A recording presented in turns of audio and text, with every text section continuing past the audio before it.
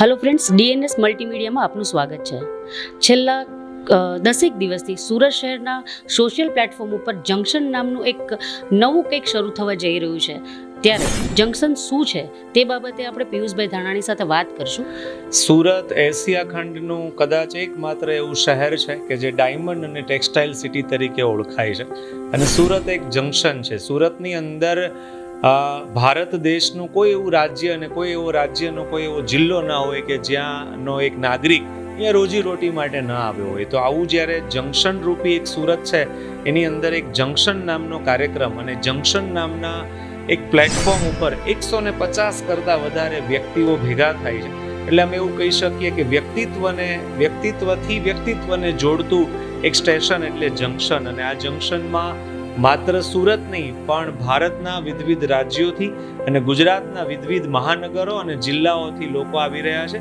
અને આ સિવાય દુબઈ, આફ્રિકા જેવા દેશોથી પણ પ્રતિનિધિઓ આવી રહ્યા છે.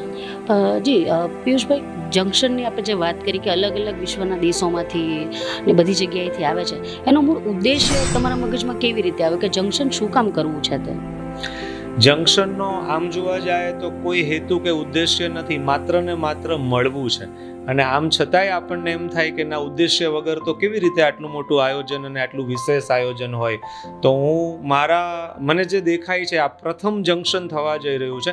આમ છતાં અમે આયોજક જે જોઈ શકીએ છીએ દ્રશ્ય એ છે કે જેમ સમુદ્ર મંથન થયું અને મંથનના અંતે એક અમૃત નીકળ્યું, તો અમારા આ જંકશનની અંદર જ્યારે વ્યક્તિત્વથી વ્યક્તિત્વને જોડવાની જે પ્રોસેસ થઈ રહી છે અને આવી રીતનું જ્યારે મંથન થવા જઈ રહ્યું છે, ત્યારે અમને વિશ્વાસ છે કે ચોક્કસથી એક એવા પ્રકારનું નવનીત, એક એવા પ્રકારનું માખણ નીકળશે કે જે આ સમાજને ક્યાંક ને ક્યાંક ઉપયોગી બનશે.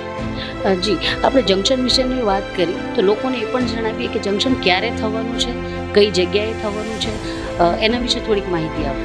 આ જંકશન નામના સ્ટેશન ઉપર જે 150 કરતાં વધારે વ્યક્તિઓ ભેગા થવાના છે અને વ્યક્તિત્વથી વ્યક્તિત્વ જોડાવાનું છે, એ કાર્યક્રમ 25 એપ્રિલ અને શુક્રવારના દિવસે સુરતની અંદર થવા જઈ રહ્યો છે.